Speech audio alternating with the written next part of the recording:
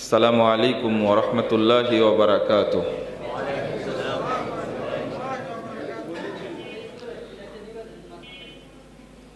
আলহামদুলিল্লাহি ওয়াহদাহু ওয়াসসালাতু ওয়াসসালামু আলা মান লা নাবিয়্যা বা'দাহু। আউযু বিল্লাহি মিনাশ শাইতানির রাজীম। উদউ ইলা সাবিলি রাব্বিক বিল হিকমাতি ওয়াল মাউইযাতিল হাসানাহ ওয়াজাদিলহুম বিল্লাতী হিয়া আহসান।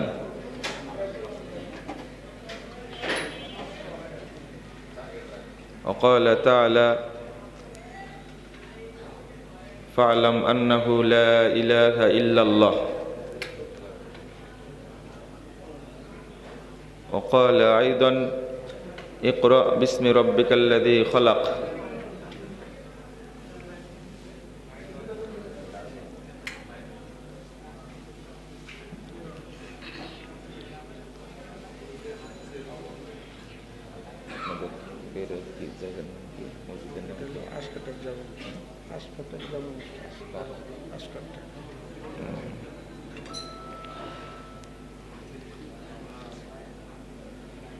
বেরায়েত আশকারটেক জামে মসজিদ কর্তৃক আয়োজিত দাওয়াতি কর্মশালার উপস্থিত সম্মানিত সুধীমণ্ডলী, মুসল্লিবৃন্দ এবং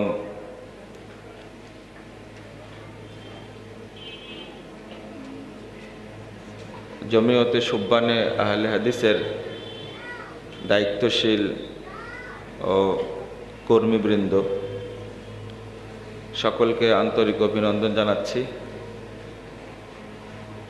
আল্লাহর কাছে দোয়া করছি আল্লাহ যেন আমাদের এই কর্মশালাকে কবুল করেন, আমিন।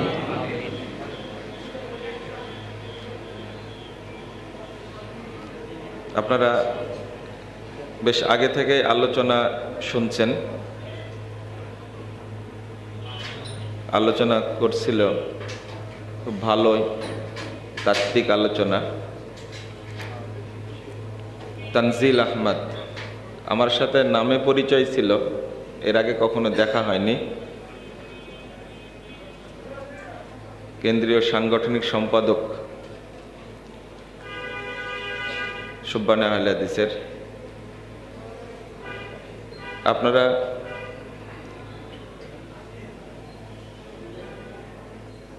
আলোচনা শুনবেন, পাশাপাশি আলোচনা বুঝার চেষ্টা করবেন। আর একটা হলো উপলব্ধি। এইগুলো না থাকলে পাশাপাশি আমূলটাকে নিজ ব্যক্তি জীবনে, পারিবারিক জীবনে, সামাজিক জীবনে, অর্থাৎ ধর্মীয় এবং বৈষয়িক সার্বিক ক্ষেত্রে সেটা বাস্তবায়ন করা বা ওই আলোচনার প্রতিফলন ঘটানো, এটাই একজন শ্রোতার সবচেয়ে বড় টার্গেট হওয়া উচিত। আমরা বক্তব্য দিয়েই গেলাম কিন্তু চেঞ্জ হলো না, তাহলে সেখানে কোনো ফলাফল আসলো না। কার্যক্রমগুলো এখন বন্ধ করতে বলেন।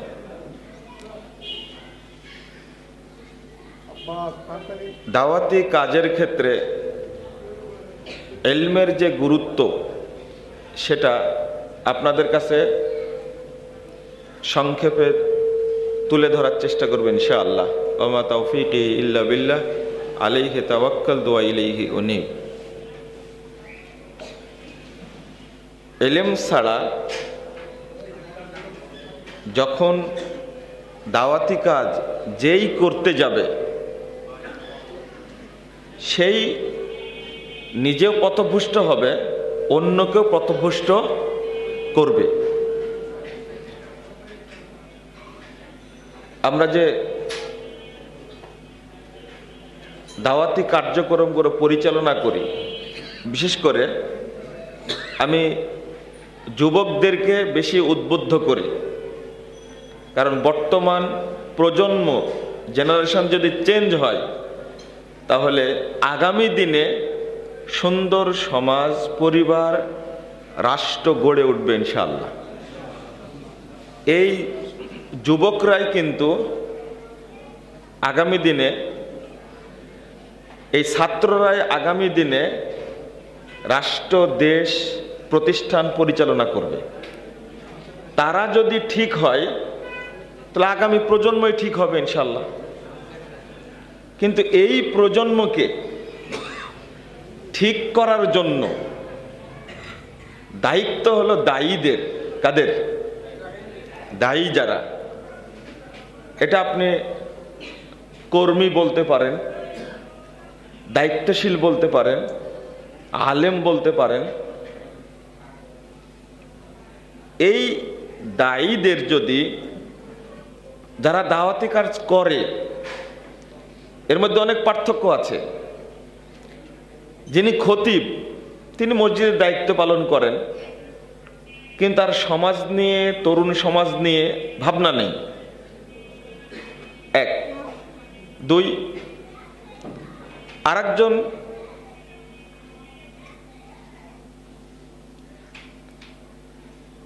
ইমাম, খতিব আর ইমামের টার্গেট কিন্তু শুধু মসজিদের মুসল্লিদেরকে নিয়ে, আর অধিকাংশ বক্তার টার্গেট হলো যে জনগণকে উদ্বুদ্ধ করা, যে এলাকায় গেছে সেই এলাকার নিয়ে চিন্তা করা।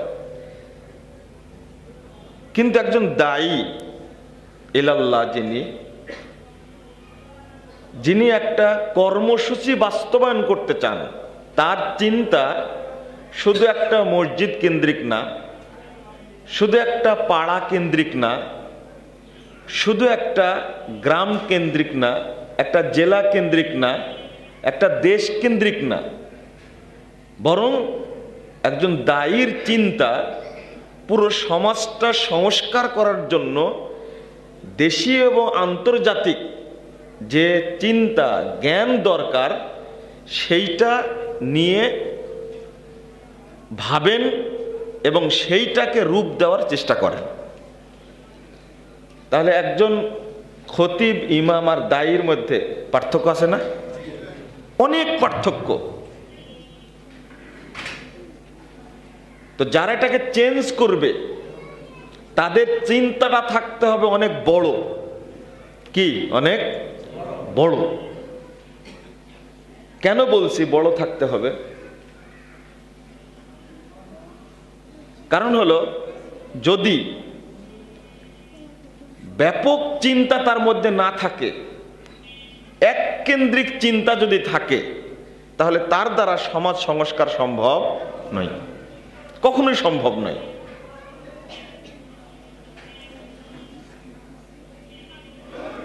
একজন দায়ী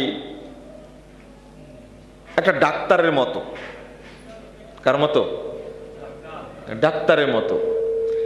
ডাক্তার এমন একজন ব্যক্তি যার কাছে সব শ্রেণীর মানুষ আসে। মুসল্লিও যায়, চোরও যায়, পুলিশও যায়, এসপিও যায়, ডিসি যায়, আবার মেম্বারও যায়, যায় না? ডাক্তার এমন একটা পার্সন বা ব্যক্তি, সব লোক তার কাছে যায়, চিকিৎসা তো নিতেই হয়। ঠিক দায়ী এমন একজন ব্যক্তি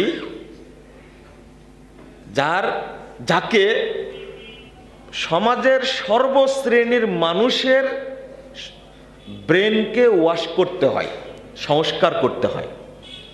অথবা এবার আপনি বলেন, একজন দায়ীকে কত জ্ঞান অর্জন করতে হবে? একজন ইঞ্জিনিয়ারের কাছে কিন্তু সব লোক যায় না, যায় না। একজন শিক্ষকের কাছে সব লোক যায় না। সায়েন্সের জন্য আলাদা টিচার আছে, কমার্সের জন্য আলাদা টিচার আছে, সে তার কাছে যাবে শুধু। কিন্তু একজন দায়ী ডাক্তারের চেয়েও বড় দায়িত্বশীল, কারণ তাকে সব শ্রেণীর মানুষের কাছে দাওয়াত পৌঁছাতে হবে। একটু চিন্তা করুন না, নবী রাসূলগণ কোনো একটা শ্রেণীর জন্য নাজিল হয়েছিলেন না সমস্ত মানব জাতির জন্য নাজিল হয়েছিলেন? আমাদের রাসূল মুহাম্মদ সাল্লাল্লাহু আলাইহি ওয়াসাল্লাম সকল মানব জাতির, জিন ইনসান সবার জন্যই প্রেরিত হয়েছিলেন। এখানে কোনো ক্লাসিফিকেশন যেটা বলে এটা ছিল না। ঠিক একজন দায়ীকে সেটা হতে হবে, করতে হবে। দায়ীকে আগে অভিজ্ঞ দক্ষ হতে হবে। আমি অনেক উদাহরণ দেই যে আমরা এখন শিখছি না কেন, কিন্তু আগের আলেমগণ তারা এত অভিজ্ঞ ছিলেন কিভাবে? এই যে আজকে যে কথাটা বলছি, এই কথাটা কতদিন আগের চিন্তাই করতে পারবেন না, ভাবতেই পারবেন না। আমি অনেক কথাই বলি যে তারা সব জানতেন কেন। আল্লামা আব্দুল্লাহ আল কাফি আল কুরাইশি রাহিমাহুল্লাহ, আমি তার কথাই যদি শুরুতে বলি, তিনি যেমন আরবি বুঝতেন, তেমন ইংরেজি বুঝতেন, ফার্সি বুঝতেন, উর্দু বুঝতেন, আর বাংলার তো পণ্ডিত ছিলেন। আবার লেখনীতে তার প্রতিফলন ঘটেছে বিশ্বময়। আমি আজকে বইটা চাইলাম, ছেলেরা দিতে পারলো না। এত দেরি করলে হবে? আমি ভুল করে রেখে আসছি আহলে হাদিস পরিচিতি। আমি একটা তত্ত্ব দেই আপনাদেরকে। আমার সাথে আরেকজন শেয়ার করেছিলেন যে তিনি ভাষণ দিয়েছেন বিভিন্ন জায়গায়। রাজশাহীতে ভাষণ দিয়েছিলেন 1949 সালের 12ই মার্চ। ওই ভাষণটা পড়ে দেখবেন, আপনি পাবনায় ভাষণ দিয়েছেন, পড়ে দেখবেন ওখানে কোনো মাসালা নাই, কি নাই। তার চিন্তা হলো বিশ্বব্যাপী, রাষ্ট্রীয় চিন্তা, এককেন্দ্রিক চিন্তা না। তিনি চাইলে ফতোয়ার আলোচনা করতে পারতেন। সমাজ পরিবর্তন করার জন্য যারা মাঠে নেমেছেন, আর একটা চিন্তা করুন, বলা হয় এত বড় আহলে হাদিস পণ্ডিত মানুষ মাওলানা আকরাম খাঁ রহিমাহুল্লাহ, আপনি ভাবতে পারেন কত বড় পণ্ডিত মানুষ। এই যে বর্তমান যুগের নাস্তিকরা আছে না, ওরা খুব লাফালাফি করে, তারা এখন সাহিত্যে পুরস্কার পায়।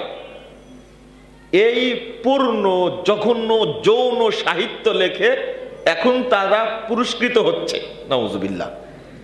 আর আগে আলেমরা, আব্দুল্লাহ আল কাফি আল কুরাইশি সাহেব, তিনি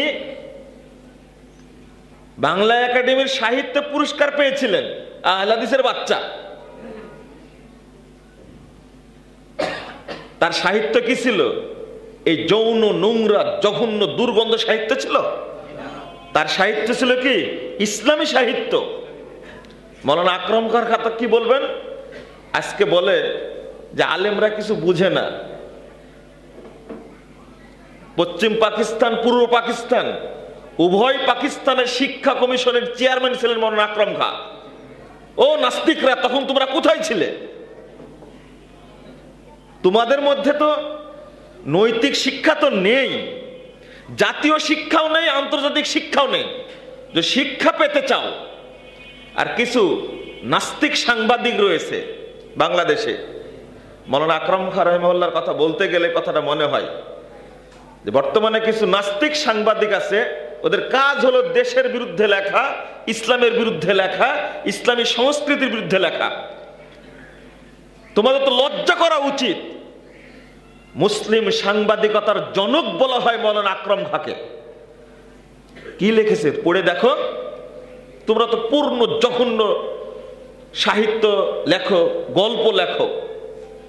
তো মৌলানা আকরম খাঁর নাম কেন? মুসলিম সাংবাদিকতার জনক, তিনি আবার মাওলানা, তিনি শিক্ষা কমিশনের চেয়ারম্যান। তোমরা কি ঘোড়ার ঘাস কাটছিলে তখন? এখনো আলেমদের মধ্যে মেধা আছে, কিন্তু জাতির মূল্যায়ন নেই। বাংলা একাডেমির যে ডিকশনারি কে রচনা করেছে? তোমার মতো নাস্তিকরা রচনা করেছে? তোমরা আসলে কিছুই করনি। নাস্তিকের ব্রেন থেকে কোনো কল্যাণকর কিছু বের হতে পারে না, কারণ নাস্তিকের ব্রেন হলো শয়তানের ব্রেন।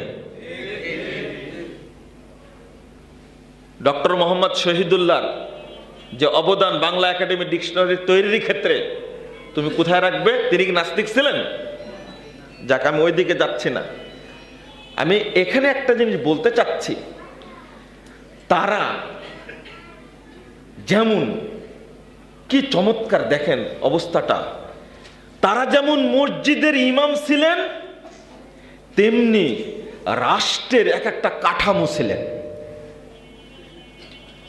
নাহলে 56 বছর রাজনীতি করেছেন মৌলানা আকরম খাঁ রাহিমাহুল্লাহ, কোনদিন পদ নেননি। আহলে হাদিসদের নীতি এটা। আলহামদুলিল্লাহ, আমি গুটিয়ে নিয়ে আসি। একজন দায়ীর চিন্তা থাকতে হবে কি?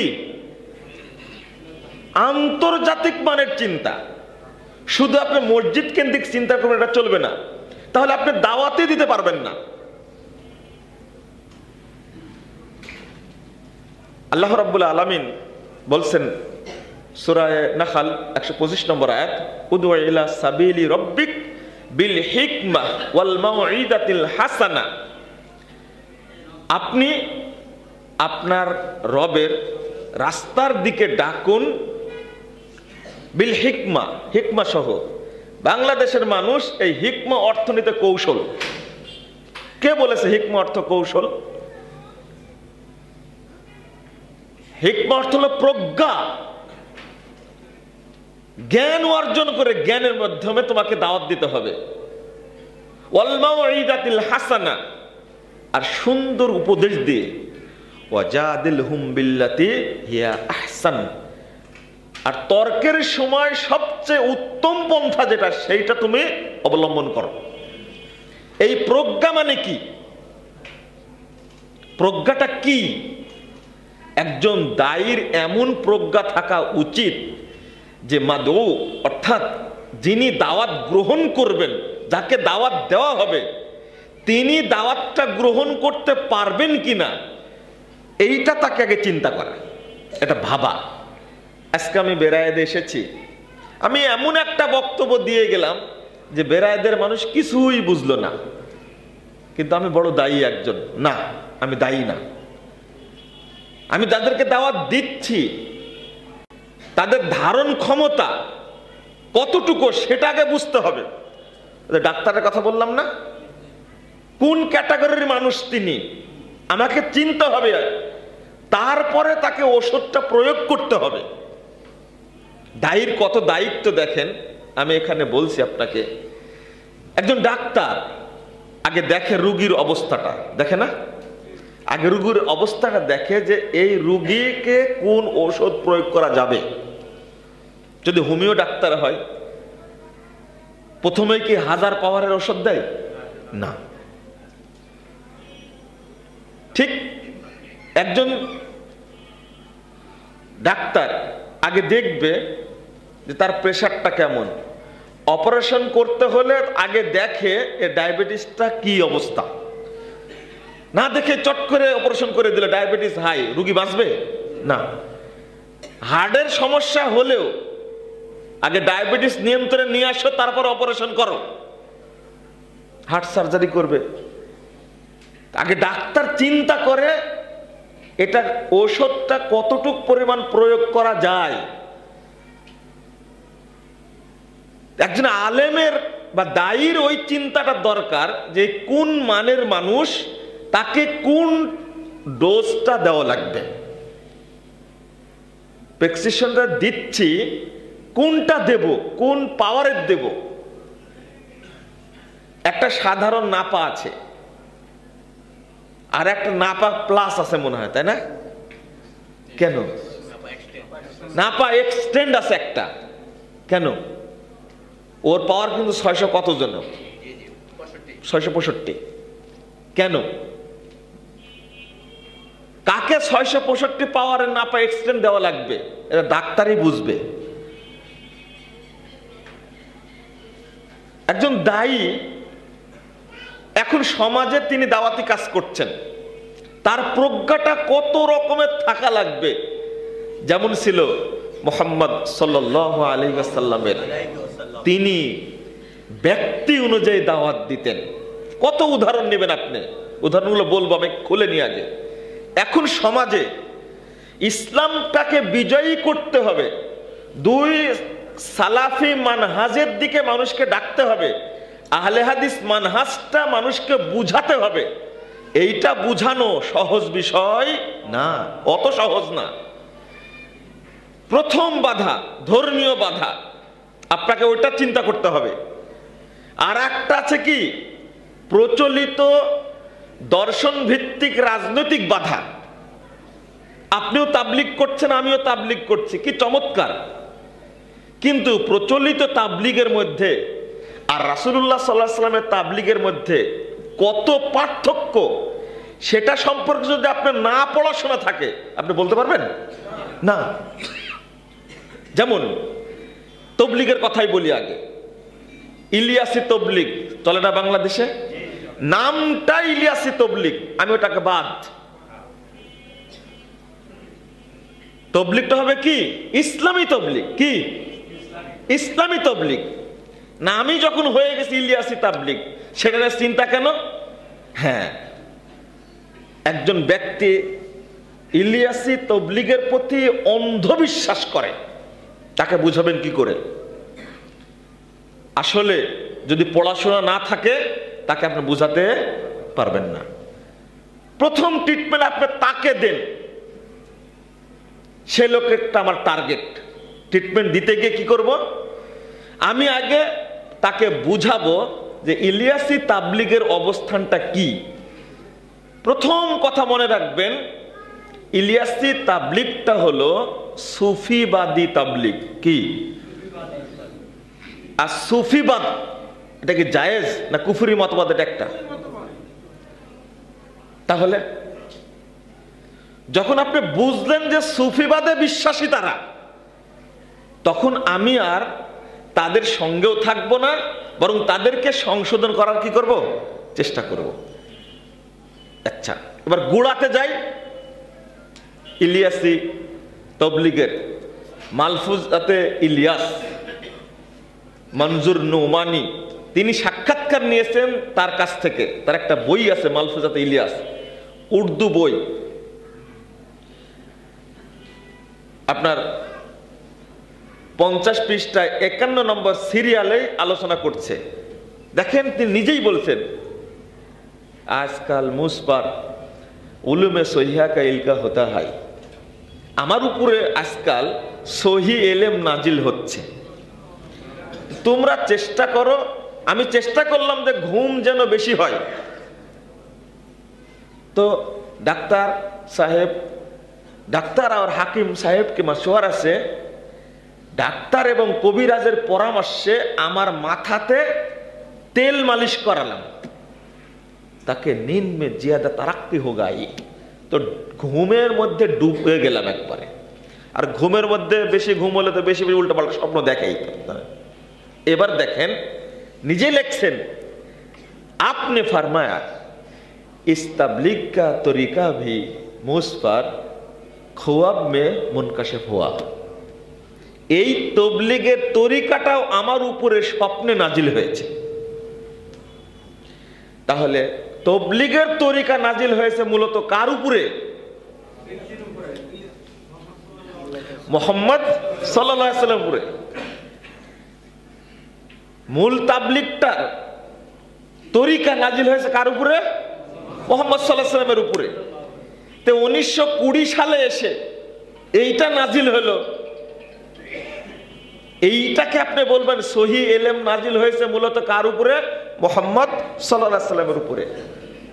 ৬৭ নম্বর আয়াত সূরা মায়েদা, আল্লাহ নিজেই বলছেন, ইয়া আইয়ুহার রাসূল বাল্লিগ মা উনজিলা ইলাইকা মির রাব্বিক, হে রাসূল আপনি তাবলীগ করুন, মা উনজিলা যা নাজিল করা হয়েছে, ইলাইকা আপনার প্রতি, মির রাব্বিক আপনার প্রভুর পক্ষ থেকে, সেইটা পৌঁছিয়ে দিন। আর আমরা এখন যেটা পৌঁছিয়ে দিচ্ছি এটা কি রাসূল সাল্লাল্লাহু আলাইহি সাল্লামের তাবলীগ? না। তাহলে প্রথম গলতটাই বুঝতে হবে, স্বপ্নে পাওয়া একটা বিষয় এক শ্রেণীর মানুষ প্রচার করছে, আমরা কি ওটা প্রচার করব? না। তাহলে তার সম্পর্কে পড়ে যদি আপনি তাকে বুঝান, হয়তো সংশোধন হবে ইনশাআল্লাহ, আশা করি। 2, আকীদাটা হলো সুফি আকীদা, নাউজুবিল্লাহ। পুরো ফাজাইলে আমলে সুফি আকীদায় ভর্তি। আর কোন মুসলিম যদি সুফি আকীদা বিশ্বাস করে তাহলে ও মুসলমান থাকবে না। আপনি বলবেন যে এত কড়া কথা বললেন। হ্যাঁ, আমি বিস্তারিত লিখে দিয়েছি রেফারেন্স সহ তাবলীগের স্বরূপ বইয়ের মধ্যে বিস্তারিত লিখে দিয়েছি। আর সুফিবাদী আকীদাটা কি? মানুষ আর আল্লাহর মধ্যে কোনো পার্থক্য নাই। আস্তাগফিরুল্লাহ, নাউজুবিল্লাহ, নাউজুবিল্লাহ।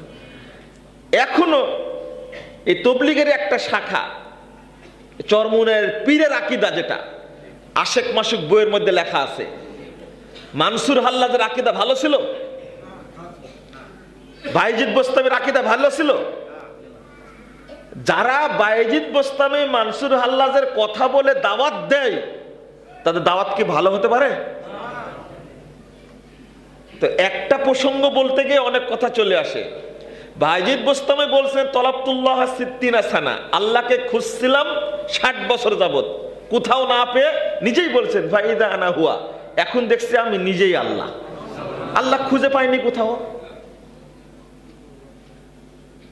বায়েজিদ বোস্তামির আকীদা এত খারাপ ছিল, বাড়ির বাহির থেকেও ডাক দিলে সে বলতো লাইসা ফিল বাইতি গায়রুল্লাহ, আরে কাকে ডাকছো, বাড়িতে আল্লাহ ছাড়া তো কেউ নাই।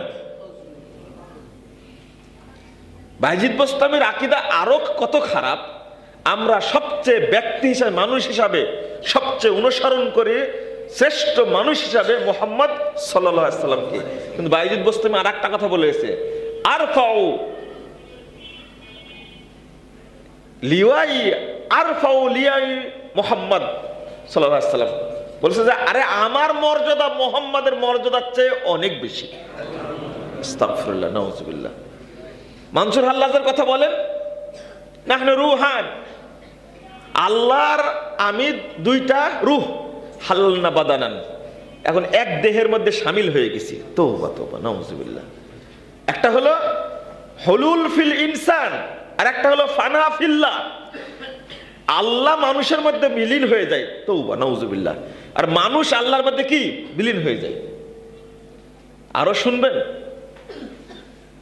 মানে আল্লাহ আর মানুষের মধ্যে পার্থক্য নাই। এই জন্য ইবনুল আরাবি এই বায়েজিদ বোস্তামি মানসুর হাল্লাজের মতবাদটা প্রকাশ করেছে। আপনি খুলেন আসুফিয়া ওয়ালাজুল আখার, এই বইয়ের 45 পৃষ্ঠা আপনি খুলেন, আলোচনা শুনেন। আর নকশাবন্দিয়া 130 পৃষ্ঠা খুলেন। আমি যেগুলো বলছি রেফারেন্স নেটেও পাওয়া যাবে বইগুলো। তো বলছে যে ফায়াহমাদুনি ওয়া আহমাদুহু ওয়া ইয়াবুদুনি ওয়া আবুদুহু। আস্তাগফিরুল্লাহ। বলছে যে আল্লাহ আমার প্রশংসা করে আর আমি আল্লাহর প্রশংসা করি, আর আল্লাহ আমার ইবাদত করে আর আমি আল্লাহর ইবাদত করি। এটা হলো, অত নোংরা কথা বলতে চাচ্ছি না, কিন্তু আপনাদের বলতে হবে, মানুষকে জানানোর জন্য বলা উচিত। ইন্নামার রিজাল ইদা ইউজাজিউ জাওজাতাহু ইন্নামা ইউজাজিউ হাক্কা। যখন কোনো মানুষ তার স্ত্রীর সাথে মিলিত হয় তখন যেন সরাসরি আল্লাহর সাথে মিলিত হয়। আস্তাগফিরুল্লাহ। এগুলো অনুবাদ করা যাবে? আর নাবলুসি, যে নাবলুসির কথায় ফাজাইলে আমলে ভর্তি, সেই নাবলুসি ব্যাখ্যা দিচ্ছেন ইন্নামা ইয়ানকিহুল হাক্কা, অর্থাৎ আল্লাহর সাথে সরাসরি জেনায় লিপ্ত হয়। এটা যদি সুফি আকীদা হয়, আর যদি মানুষকে জানানো হয়, কোন মানুষের মধ্যে যদি আল্লাহর প্রতি, মুহাম্মদ সাল্লাল্লাহু আলাইহি ওয়াসাল্লামের প্রতি যদি মহব্বত থাকে, এক সেকেন্ডের জন্য কোনোদিন এই ইলিয়াসি তাবলীগের সাথে জড়িত হবে না, হবে না। তাহলে আপনাকে ওই সাইড কি করতে হবে? পড়াশোনা করতে হবে, না হলে তাকে বলতে পারবেন। আগে তাকে দুর্বল করতে হবে। আপনি জিজ্ঞেস করেন তাকে, তুমি যে ফজিলতটা বললে 124 পৃষ্ঠায় বাংলা ফাজাইল আমলের মধ্যে, কেউ যদি মসজিদে জামাতে সালাত আদায় করে তার নেকি হবে 3,35,54,432 গুণ। সুবহানাল্লাহ বললেন না? আবার জামাতে সালাত আদায় করলে কত নেকি হয়? 25 বা 27 গুণ। এটা হাদিস, প্রসিদ্ধ হাদিস। তো এই দলিল কোথায় পেল? ও কিয়ামত পর্যন্ত সময় দেন মুরব্বীকে, কিয়ামত পর্যন্ত বের করতে পারবে না। তা কত নেকি জানেন? 3,35,54,432 গুণ। আপনাদের মনে থাকবে না, বেশি বেশি পড়তে হবে, তার মনে থাকবে। কোথায় পেল তারা? এটা গেল, এই পাঠ গেল। এখন একজন দায়ী, হ্যাঁ আমি খতিবও হতে পারি। খুতবায় লোক কি এক শ্রেণীর আসে না সব শ্রেণীর আসে? বাংলাদেশে বর্তমান বাধা এই যে বেদাতীদের দর্শন বাধা, এই দেওবন্দি মানহাজটা বিশ্বাস করে। কয়েকদিন আগে বাংলাদেশের দেওবন্দি একজন আলেমের বক্তব্য প্রকাশ পেয়েছে, শুনছেন কিনা? আমাকে এক ভাই হোয়াটসঅ্যাপে দিয়েছে, শুনে দেখলাম সে যখন মসজিদে ইতিকাফে ছিল, সশরীরে মুহাম্মদ সাল্লাল্লাহু আলাইহি ওয়াসাল্লাম তার সাথে মুসাফা করতে এসেছেন। এর হলো দেওবন্দি আকীদা। আর যদি বেরলভী আকীদার কথা বলে, যারা মাজার পূজারী, তাদের ব্যাপারে আলহামদুলিল্লাহ আহলে হাদিসরা খুব ভালো জানে। এই দেওবন্দি যারা পীর পূজা করে, এক মুশরিক মারা গেল না কয়েকদিন আগে? তো যারা মাজার পূজা করে, পীর পূজা করে, তার সম্পর্কে বোঝানো খুব সহজ। কিন্তু প্রবলেম একটা, সেটা হলো, এটাও আপনাদের বলে দিই, আমি একজন দায়ী। যারা এই প্রচলিত মতবাদের সাথে জড়িত, আর এক শ্রেণীর মানুষ আছে বাংলাদেশে, তারা রাজনৈতিক ভাবে গণতন্ত্রের সাথে আপোষ করে ক্ষমতায় যেতে চায়। আছে না এক শ্রেণীর? আছে তো, তাই না? তাদেরকে বুঝাবেন কি করে? আমি ভ্রান্তির বেড়াজালে একামতে দিন বইটার মধ্যে পরিষ্কার করে দিয়েছি।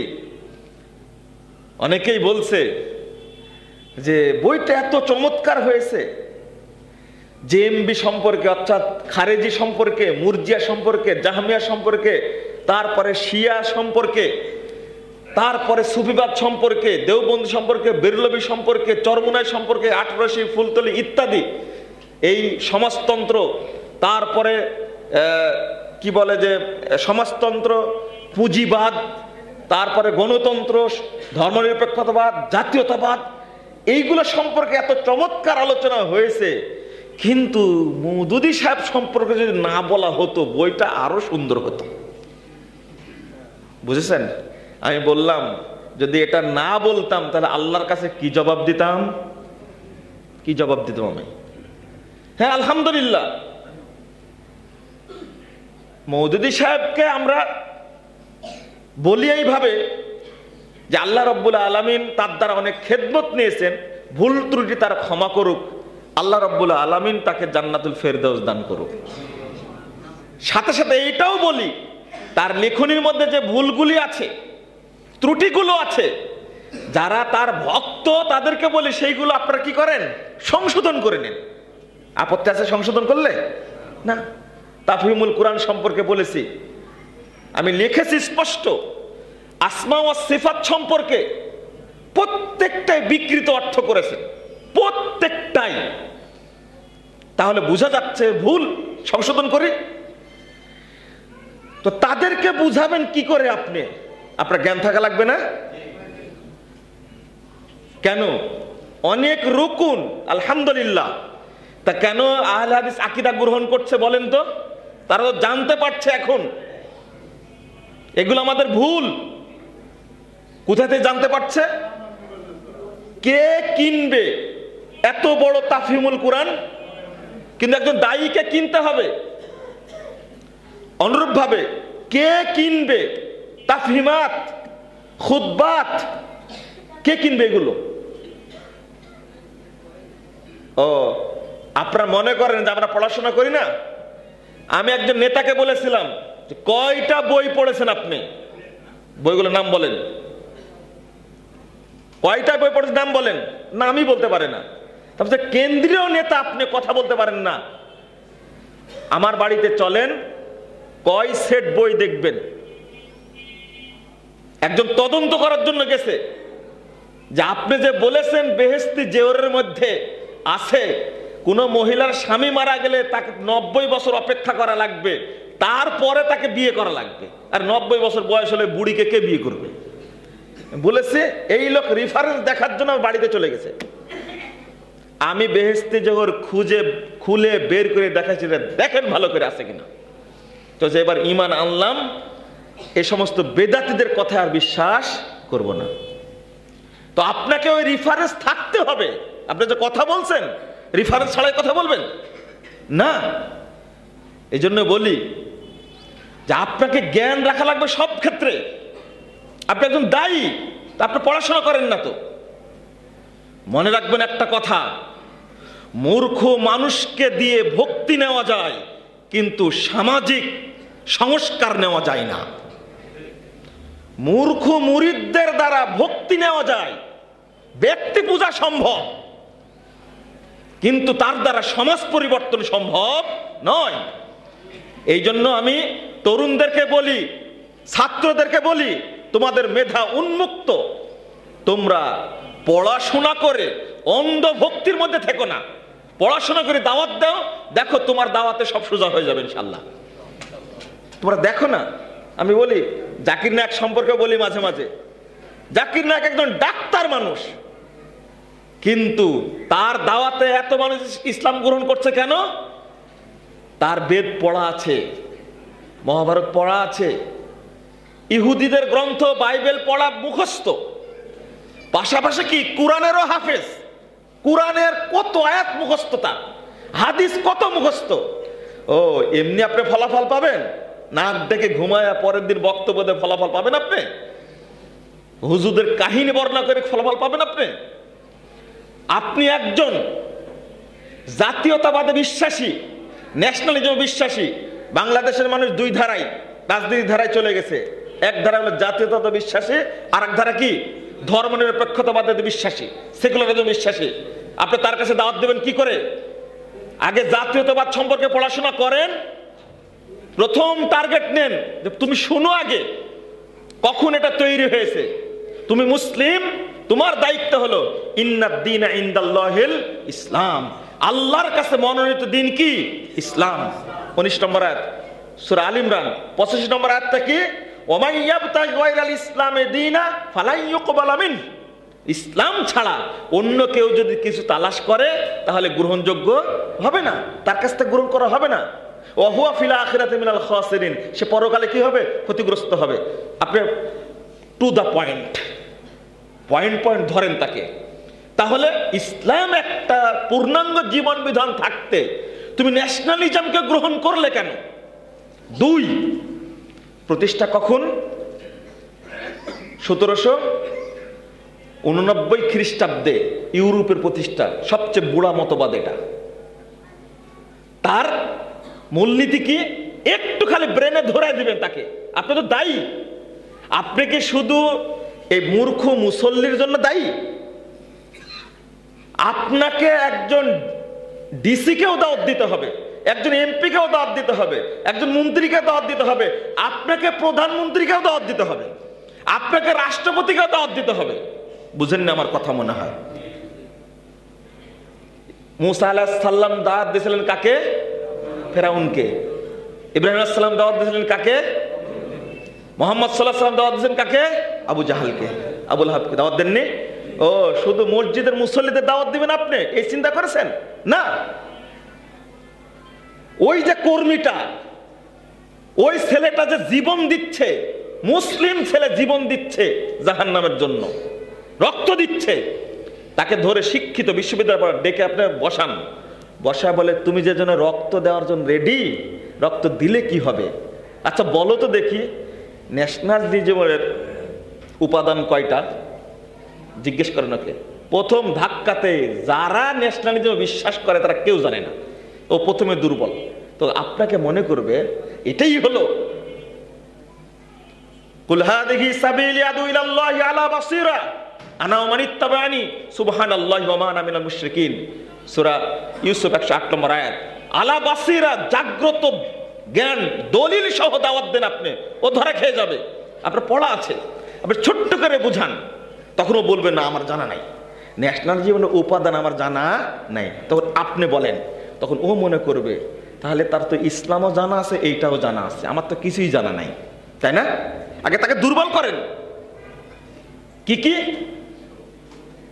ওর মধ্যে ধর্ম নাই, কি কি আছে? বংশ, গোত্র, ভাষা, বর্ণ, আর অর্থনৈতিক ঐক্য, শাসনতান্ত্রিক ঐক্য। কয়টা হলো? 6টা। ধর্ম কই? ধর্ম আছে এর মধ্যে। যে ধর্ম উৎখাত করার জন্য যে মতবাদ তৈরি হয়েছে সেটার মধ্যে আপনি কেন? এবার ধরেন কাকে? যারা সমাজতন্ত্রে বিশ্বাসী তাদেরকে ধরেন, তাদেরকে বলেন যে তুমি যে কার্ল মার্কসের মতবাদে বিশ্বাস করো, মাও সেতুংয়ের মতবাদে বিশ্বাস করো, তুমি চিনো মাও সেতুংকে? কার্ল মার্কসকে চিনো? ও বলো চিনি না। আপনি আব্দুল্লাহ আল কাফি আল কুরাইশি রাহিমাহুল্লাহর যে বইটা আছে, ওই বইটা তো কোনোদিন পড়া হয়নি আমাদের, এইটা না, ইসলাম বনাম কমিউনিজম পড়েনি তো কোনোদিন আপনি? কোন নেতাও পড়েনি, আহলেন আলেমরা দূরের কথা, যারা সমাজের দায়িত্ব সে তারা কোনোদিন পড়েইনি। কি চমৎকার করে তুলে না ধরে জানতামই না। It is not religion that creates man, but man who creates religion. It is the aphim.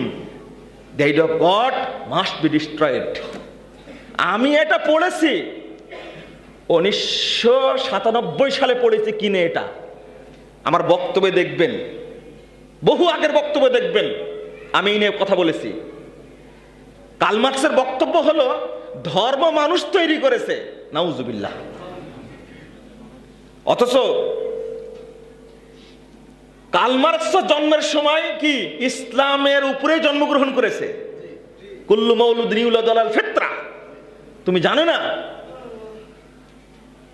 ও নিজেই বলছে ইট ইজ দ্য আফিম। ধর্ম একটা নেশার মতো, নাউজুবিল্লাহ, আস্তাগফিরুল্লাহ। কেউ নেশা করে মসজিদে আসে? The idea of god must be destroyed. যার মধ্যে আল্লাহর ধারণা, গডের ধারণা আছে, এই ধারণা বের করে দাও। অর্থাৎ সবাই তো নাস্তিক হয়, এটা কার্ল মার্কসের বক্তব্য। কোন মুসলিম যদি শুনে এটা, ওকে ভক্তি করবে? আর জানেই না তো। এঙ্গেলস বলছে কি, তার ছাত্র বলছে কি, the first word of religion is lie to faith of Allah. আল্লাহর প্রতি বিশ্বাস, ধর্মের এই প্রথম বাক্যটা মিথ্যা। আস্তাগফিরুল্লাহ, নাউজুবিল্লাহ। আমরা বলি না আমানতু বিল্লাহি ওয়া মালাইকাতিহি, বলি না? এই কথাটা মিথ্যা। এইটা মাও সেতুং শিখায়, এটা কার্ল মার্কস শিখায়, এটা এঙ্গেল শিখায়। অর্থাৎ যারা সমাজতন্ত্রে বিশ্বাসী তারা নাস্তিকতাবাদে বিশ্বাসী। তাহলে আপনি তাকে ধরে বুঝেন, আপনি নামাজ পড়ে কি করবেন? আপনার মতবাদটা যেটা, সেটাই হলো কুফরি মতবাদ। এবার আপনি যারা সেকুলারিজম তাদেরকে বুঝান। আচ্ছা, সংক্ষেপে যারা সেকুলারিজম বিশ্বাসী তাদেরকে বুঝান যে তোমার ধর্মনিরপেক্ষবাদ তৈরি হয়েছে কখন? 1832 সালে। 1832 সালে তৈরি হলো, চার্লস হালেস পিটারসন এরা তৈরি করলো। আর তুমি সেটা ঘাড়ে দিচ্ছ কেন? ও ছাত্র ভাইয়েরা, তোমাদেরকে যে বুঝাতে চাই, তুমি কোন মতবাদকে, এই মানে দুর্গন্ধ পচা এই অপবিত্র জিনিসকে ঘাড়ে করে নিয়ে ঘুরছো, অথচ তুমি মুসলিম। তার সংজ্ঞাটা কি? তার নিজেরাই বলছে ইনসাইক্লোপিডিয়া ব্রিটানিকার মধ্যে 9 নম্বর খণ্ডের 19 পৃষ্ঠায় আলোচনা করতে বলছে, secular movement society rejected away from modern to the oneness in the medieval period there was a strong tendency of religious persons. স্পষ্ট বক্তব্য যে সেকুলারিজম মানুষকে শুধু ধর্মের থেকে, পরকাল থেকে শুধু দুনিয়ামুখী করে। এটা একটা সামাজিক আন্দোলন মধ্যযুগে তৈরি হয়েছে। তার প্রথম টার্গেট হলো যারা আল্লাহকে বিশ্বাস করে, যারা ধর্মকে বিশ্বাস করে, আফটার লাইফ, এবং যারা পরকালকে বিশ্বাস করে তাদেরকে তুচ্ছ তাচ্ছিল্য করা। নাউজুবিল্লাহ, আস্তাগফিরুল্লাহ। আব্দুল্লাহ কাফি আল কুরাইশি রাহিমাহুল্লাহ আহলে হাদিস পরিস্থিতির মধ্যে লেখছেন এটা, আমি ওখান থেকে মুখস্থ করেছি। Religion should not be allowed to come into politics. It is merely a matter between man and God. এই নাস্তিক্যবাদের, এই ধর্ম নিরপেক্ষবাদের স্লোগান হলো এটা যে ধর্ম কখনো সমাজনীতি, রাষ্ট্রনীতি, অর্থনীতি ঢুকতে পারবে না। এটা মসজিদে আর মন্দিরে, গির্জায়, চার দেওয়ালের মাঝখানে থাকবে। নাউজুবিল্লাহ। আমি এখানে বলি মুহাম্মদুর রাসূলুল্লাহ সাল্লাল্লাহু আলাইহি ওয়াসাল্লাম হলেন পৃথিবীর কি সর্বশ্রেষ্ঠ রাষ্ট্রনায়ক। তিনি যেমন মসজিদের ইমাম ছিলেন, তেমনি তিনি রাষ্ট্রের প্রধান ব্যক্তি ছিলেন, রাষ্ট্রনায়ক ছিলেন। তুমি ইসলামকে টেক্কা দিয়ে কোথায় যাবা? মুহাম্মদুর রাসূলুল্লাহ সাল্লাল্লাহু আলাইহি ওয়াসাল্লাম যেটা নিয়ে আসতে পেরেছিলেন, তিনি যেটা নিয়ে এসে যে শান্তি দিয়েছেন, আজ পর্যন্ত 1450 বছর হয়ে গেছে, পৃথিবীর কোনো মতবাদ সেটা নিয়ে আসতে পারেনি। অতএব আপনি যদি একজন দক্ষ দায়ী হন, সব সেক্টরে জানা থাকতে হবে দায়ী, ওই দাওয়াত আপনি পেশ করেন, ও আপনার সামনে মাথা নত করতে বাধ্য হবে ইনশাআল্লাহ। আল্লাহ রাব্বুল আলামিন আমাদের সঠিকটা বুঝার তৌফিক দান করুক, আমিন ইয়া রাব্বুল আলামিন। আমি আলোচনা শেষ করি, জাযাকুমুল্লাহ খায়রান। আর একটু সময় পেলে আলোচনাটা পূর্ণাঙ্গ হতো, আমি শেষ করতে পারলাম না, অন্যদিন চেষ্টা করব ইনশাআল্লাহ। আমরা যে বিষয়টি আলোচনা করছিলাম, যেখান থেকে শেষ করেছি, সেটা ইসলাম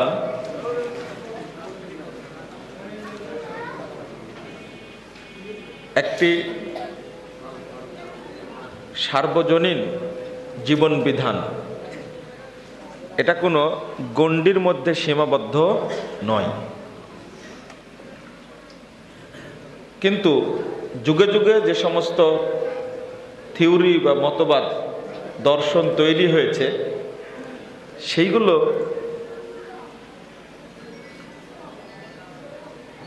ধর্মটাকে একটা গণ্ডির মধ্যে সীমাবদ্ধ করতে চেয়েছে। এটা দ্বীন বা ইসলামের জন্য বিরাট একটা ষড়যন্ত্র। কিন্তু এর থেকে বের হয়ে আসার জন্য বা তাদের এই সূক্ষ্ম চক্রান্ত, এই সূক্ষ্ম নষ্ট পরিকল্পনা থেকে বেরিয়ে আসার জন্য আমাদের পদক্ষেপ গ্রহণ করতে হবে না? জি, পদক্ষেপ গ্রহণ করা জরুরি। আর এই জন্য আমি তরুণ ভাইদেরকে বেশি উৎসাহিত করি যে তোমরা আগে এই বিষয়গুলো উপলব্ধি করো। একটা ফতোয়া আমাদের উপরে চাপিয়ে দিয়েছে, যেটা আমি বক্তব্যে বলছিলাম আগে। এই ফতোয়াটা, আমি ফতোয়া হিসাবে বলাটাও ঠিক না, ভাষাটা আমি অন্য দৃষ্টিতে বলি। এই যে একটা জঘন্য পাশ্চাত্যের দর্শন যেটা ছড়িয়ে দিয়েছে, religion should not be allowed to come into politics, it is merely matter between man and God. ধর্ম কেবল থাকবে কোথায়? মসজিদে আর কি মন্দিরে, গির্জার মধ্যে থাকবে। এইটা বাহিরে যাওয়ার কোনো সুযোগ ধর্মের নাই। রাজনীতিতে বলেন, সমাজনীতিতে বলেন, অর্থনীতিতে বলেন, রাষ্ট্রনীতিতে বলেন, ধর্ম কেন থাকবে? এই জন্য বহু মানুষ বড় বড় পাপ করে, দুর্নীতি করে, জেনা ব্যভিচার করে, আর ওরা মনে করে এইগুলো দুনিয়াবি ব্যাপার, এই নিয়ে আল্লাহ আমাদের কোনো প্রশ্ন করবেন না। নাউজুবিল্লাহ। অথচ তাকে আগে জ্ঞানটা দিতে হবে যে ইসলাম যেমন সালাতের কথা বলেছে, তেমনি ব্যবসার কথাও বলেছে, বলেনি? ঠিক ইসলাম যেমন সিয়ামের কথা বলেছে, ঠিক অর্থনীতির কথা বলেছে। ইসলাম যেমন তাওহীদের কথা বলেছে স্পষ্ট করে, ইসলাম যেমন আকীদার কথা বলেছে, ঈমানের কথা বলেছে, ঠিক ইসলাম রাষ্ট্রনীতির কথাও বলেছেন, রাজনীতির কথাও বলেছে। আর যিনি এই ইসলামটাকে আমাদের মাঝে পৌঁছিয়ে দিয়েছেন, স্পষ্ট করে দিয়েছেন, মুহাম্মদ সাল্লাল্লাহু আলাইহি ওয়াসাল্লাম। তিনি হলেন পৃথিবীর সর্বশ্রেষ্ঠ রাষ্ট্রনায়ক, তিনি হলেন পৃথিবীর সর্বশ্রেষ্ঠ রাষ্ট্রবিজ্ঞান, তিনি হলেন পৃথিবীর সর্বশ্রেষ্ঠ অর্থনীতিবিদ, তিনি হলেন সর্বশ্রেষ্ঠ সমাজবিজ্ঞানী। তো তাকে নিয়ে আমরা উল্টা ভাবি কি করে? তা আমাদের ওই গণ্ডি থেকে বের করে নিয়ে এসে মানুষকে উন্মুক্ত পথটা পরিষ্কার করে দিতে হবে, কিন্তু আমরা এটা পারিনি। না পারার কারণ হলো এই সমস্ত গজিয়ে ওঠা, ব্যাঙের ছাতার মতো গজিয়ে ওঠা এই থিওরি বা মতবাদ সম্পর্কে, এই মতবাদকে মোকাবেলা করার জন্য যে জ্ঞান দরকার, এই জ্ঞানটা দায়ীদের মধ্যে নেই, এই এলেমটা দায়ীদের মধ্যে নাই। কোন কৌশলে একে মোকাবেলা করা যাবে?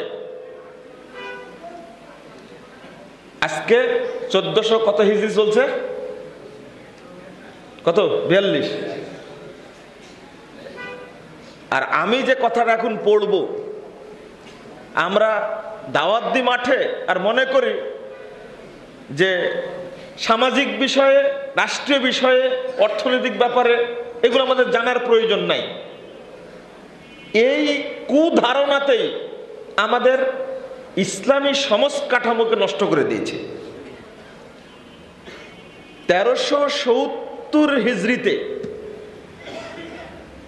আল্লামা আব্দুল্লাহ কাফি আল কুরাইশি রাহিমাহুল্লাহ তরজমানুল হাদিস বইয়ের মধ্যে একটা কথা বলে যাচ্ছেন। দেখেন, দুঃখ অনেক জায়গায় করেছেন, তার মধ্যে একটা দুঃখ সেটা প্রকাশ পেয়েছিল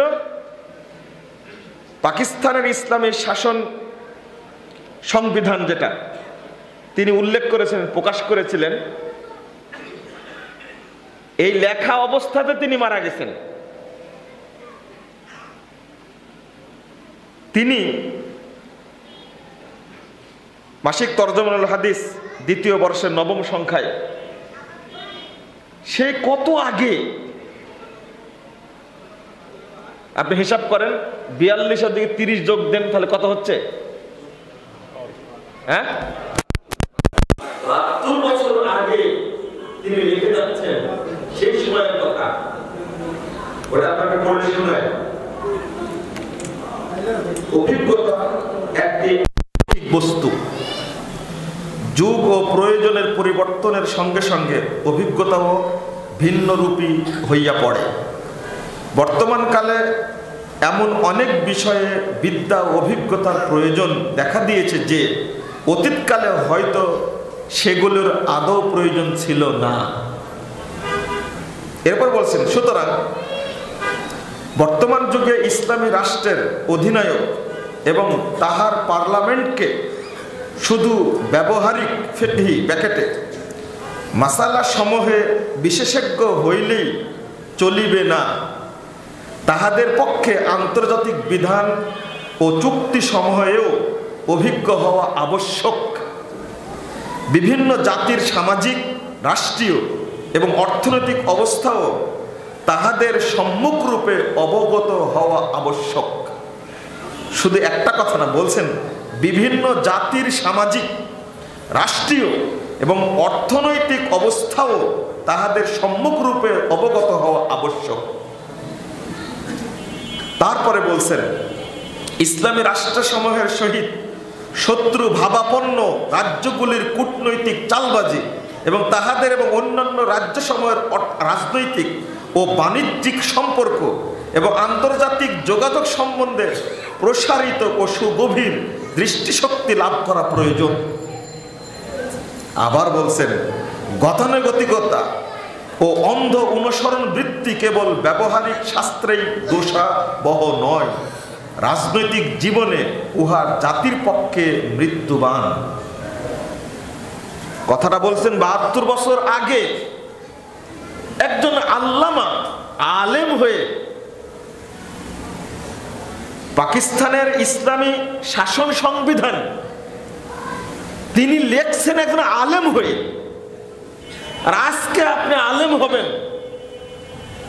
আর শাসন সংবিধান সম্পর্কে কিছু জানবেন না, তাহলে এই পাশ্চাত্য ভিত্তিক এই ভ্রষ্ট আল্লাহদ্রোহী ইসলাম বিরোধী মতবাদগুলোকে আপনি মোকাবেলা করবেন কি করে?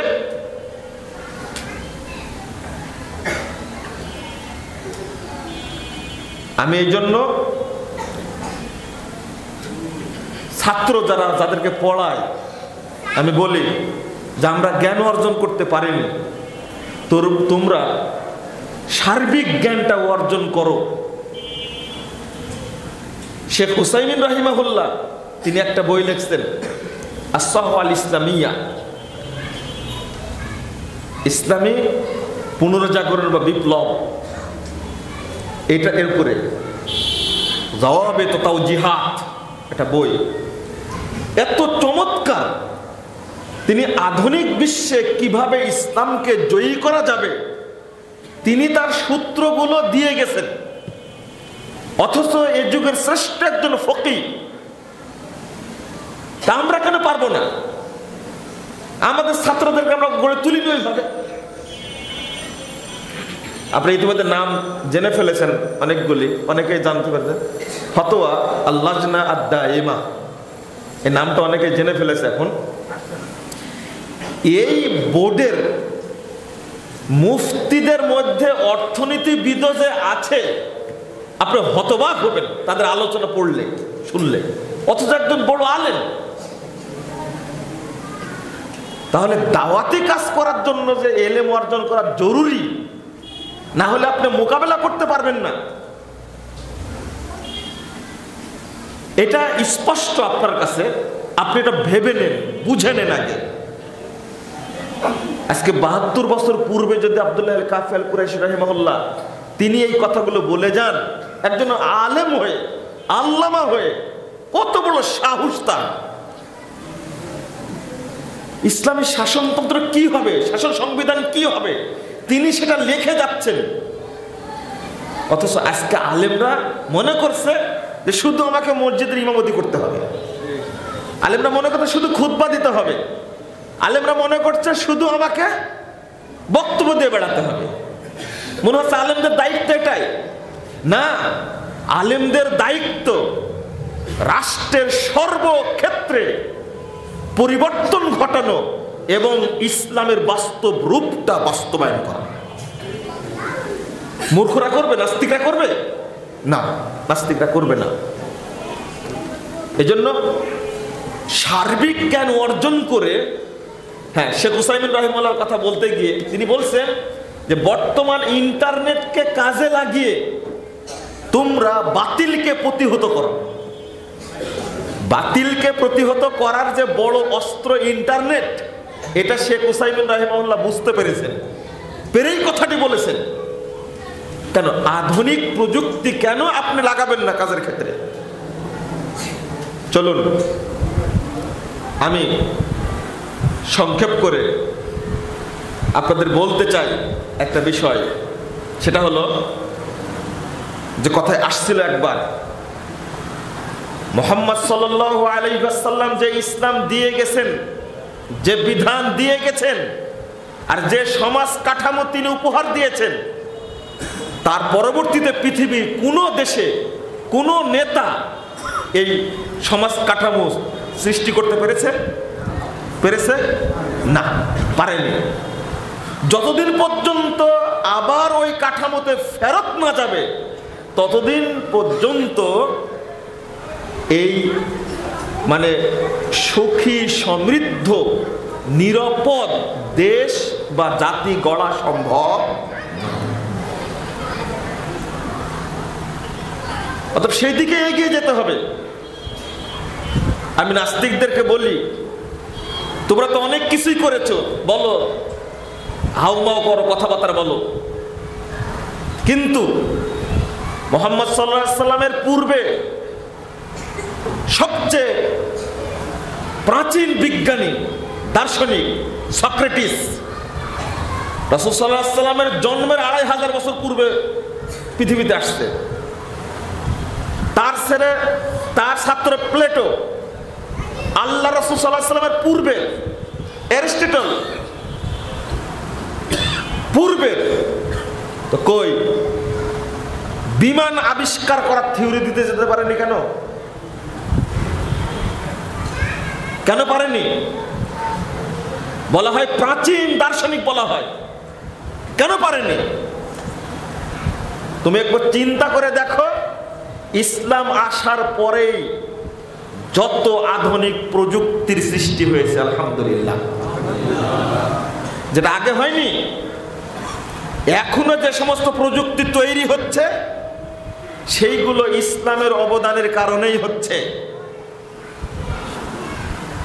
আরো অনেক উদাহরণ আছে।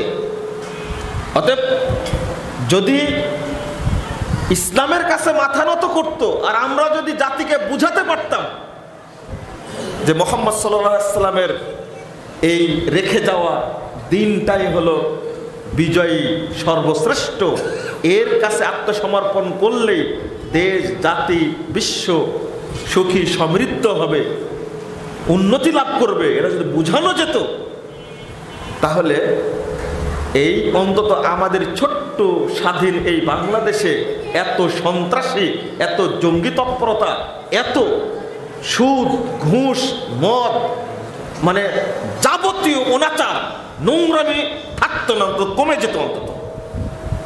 তো ওই জিনিসটাই মানুষকে উপলব্ধি করাতে হবে।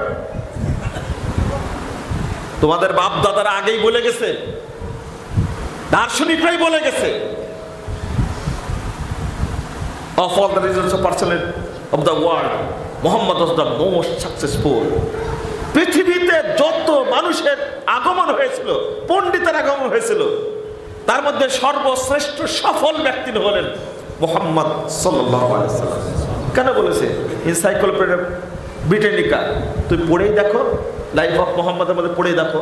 তুই তো পড়োনি, গোপন করে রাখছো। জর্জ বার্নার্ড শ কি বলছেন? I believe if a man like Muhammad were to escape the dictatorship of modern world, he would succeed in solving his problem in a way that would be must needed peace and happiness. তিনি বলছেন, আমি বিশ্বাস করি, আমেরিকার রাজ্য সভায় ভাষণ দিতে গিয়ে স্পষ্ট করে বলছে, দুইটা যুদ্ধ পার হয়ে গেছে, পৃথিবীতে শান্তি আসছে। বলছে আমি বিশ্বাস করি মুহাম্মদের মতো একজন ব্যক্তি যদি পৃথিবীর দায়িত্ব গ্রহণ করত, বর্তমান যে অবস্থা অনাচার, এইগুলোকে দূর করে দিয়ে সুখ এবং শান্তির বন্যা সারা পৃথিবী বয়ে দিতে পারতেন। নিয়ে আসো মুহাম্মদ সাল্লাল্লাহু আলাইহি ওয়াসাল্লামের আদর্শ চরিত্র, ওটা নিয়ে আসো স্পষ্ট।